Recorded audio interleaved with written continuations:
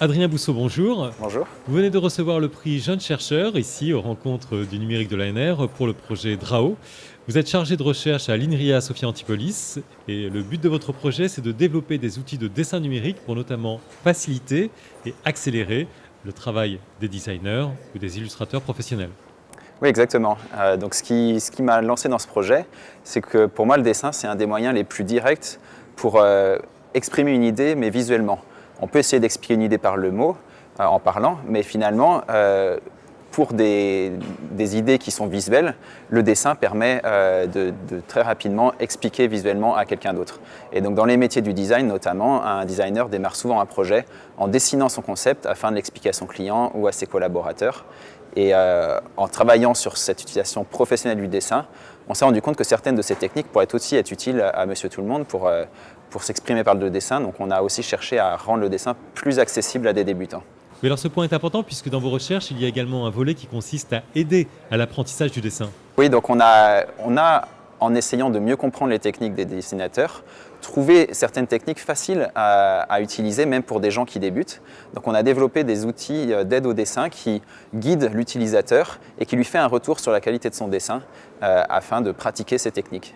Alors vous dites que votre projet de recherche a pour ambition d'exploiter la réalisation numérique du dessin, mais il y a un point important, c'est que vous voulez aussi que votre projet de recherche permette de préserver les avantages natifs du dessin, c'est-à-dire que ce soit son expressivité ou sa flexibilité.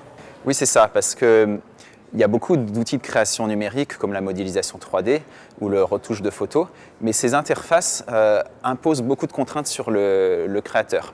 Il faut utiliser des outils qui sont, oui, par la nature du numérique, contraignantes. Alors que le dessin, ça fait des millénaires que les hommes dessinent parce qu'il suffit juste d'un papier et d'un crayon. Et donc, les gens qui dessinent peuvent vraiment se concentrer sur l'aspect créatif sans avoir à adapter leurs gestes ou leurs idées aux contraintes de l'outil. Donc on aimerait garder toute cette flexibilité du dessin, mais en même temps, le numérique apporte aussi des avantages sur l'automation, sur le retour interactif, qui pourrait enrichir le dessin traditionnel. Alors justement, on le voit, le champ d'application de vos recherches est large. Quelles sont d'ores et déjà les applications industrielles de vos recherches que vous envisagez ? Le problème qui m'intéresse le plus actuellement, c'est d'aider au passage d'un dessin vers un modèle 3D. Parce que c'est un processus qui est fréquent en design, en architecture, et qui actuellement est fait vraiment de manière manuelle. Les designers dessinent et donnent leur dessin à des modeleurs 3D. Et du coup, ça demande beaucoup d'itérations, il y a beaucoup d'incompréhension souvent. Donc j'aimerais pouvoir reconstruire un dessin en 3D afin de faciliter la communication entre ces acteurs et même accélérer le processus de création dans le design industriel. Alors votre projet de recherche a commencé en octobre 2012. Il a été entièrement financé par l'ANR. À l'époque, c'était un montant de 150 000 euros. Ça a été un accompagnement décisif pour le lancement de votre projet de recherche. Oui, alors en effet, ce financement a permis de payer notamment une thèse et des échanges avec mes collaborateurs. Et j'ai complété ce financement par d'autres sources, notamment une équipe associée INRIA Berkeley, qui a pu me permettre de collaborer avec des collaborateurs internationaux qui n'étaient pas officiellement financés par l'ANR, mais grâce à la dynamique offerte par le financement ANR, on a pu étendre ces collaborations et du coup faire plusieurs projets internationaux dans le domaine. Et vous venez tout juste d'obtenir une bourse ERC de 1,5 million d'euros, un montant important qui va vous permettre notamment de travailler sur l'interprétation 3D de dessins de design. Voilà, donc c'est un problème qu'on avait commencé à aborder dans le projet ANR, mais qui a des facettes bien plus ambitieuses que ce qu'on a pu faire avec le financement ANR. Et donc on a maintenant 5 ans pour poursuivre dans ces directions. Alors ça comporte des problèmes d'acquisition de données. On aimerait avoir des exemples de vrais dessins faits par des designers. Donc il faut pouvoir embaucher des designers pour produire ces données.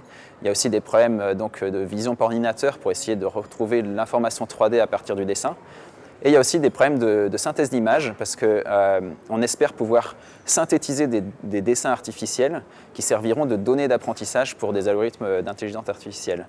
Donc il y a plusieurs facettes à ce projet et du coup pour le mener à bien, je compte embaucher plusieurs doctorants, des postdoctorants, un ingénieur et donc c'est à ça que va servir ce financement.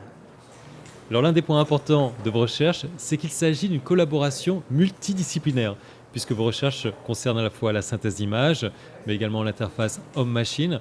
Cet aspect multidisciplinaire, c'était un point important de votre projet de recherche?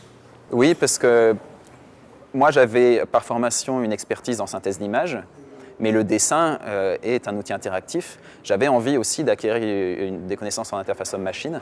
Et c'est grâce au projet ANR que je suis entré en contact avec notamment Théophanie Standilas et Wendy Mackay qui travaillent dans une équipe d'interface homme-machine à l'INRIA. Et le projet ANR a permis de structurer cette collaboration. Et on a eu 2 publications ensemble dans des conférences d'interface homme-machine. Une des conférences majeures de l'interface homme-machine, elle s'appelle ACMCAI. Et j'y ai publié mon premier article et j'étais même premier auteur de cet article. Donc je me suis senti un peu comme un jeune doctorant qui fait ses premiers pas dans un nouveau domaine. Et ça a été grâce à la collaboration avec Wendy Mackay et Théophanie Standilas d'une équipe IHM de l'INRIA.